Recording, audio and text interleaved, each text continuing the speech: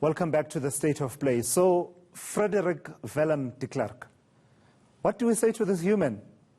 As we speak now, we have a kind of an apology for apartheid denialism. But get this, it's an apology from his foundation for the statement that foundation issued on the 14th of February. Nothing is personal in that statement, except, of course, the first few opening lines, which are in the first person. It's not an apology for his denial that apartheid was a crime against humanity, as expressed in that interview with the SABC last week.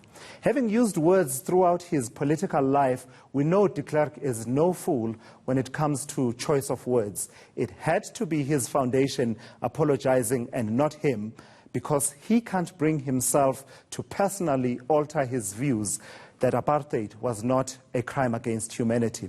We thank former President Thabo Mbeki for offering to share some important reading on this subject with this apartheid denialist.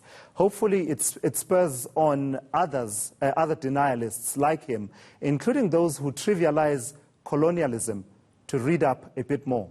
But Mr. de Klerk, I've got something for your viewing and for those like you who want to convince us just 25 years into democracy that apartheid was nothing more than a minor inconvenience and that people died under apartheid, instead of owning it and saying people were killed under apartheid. They didn't die on their own and voluntarily. So, to jog your memory and those of other denialists like you, we made a short credits roll for tonight's show.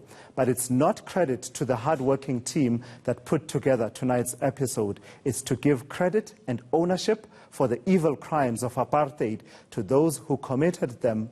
Apartheid, its surrogates and apologists. Also, Mr. de Klerk, we kept this to crimes that involve bloodshed, because clearly your understanding of a crime is that it should involve large-scale loss of blood, and therefore adding the socio-economic aspects of the crime of apartheid would have been too much for your processing unit to carry.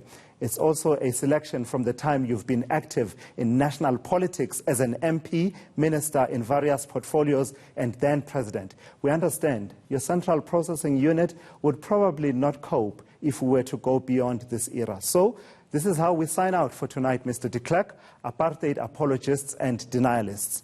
Let's roll the credits.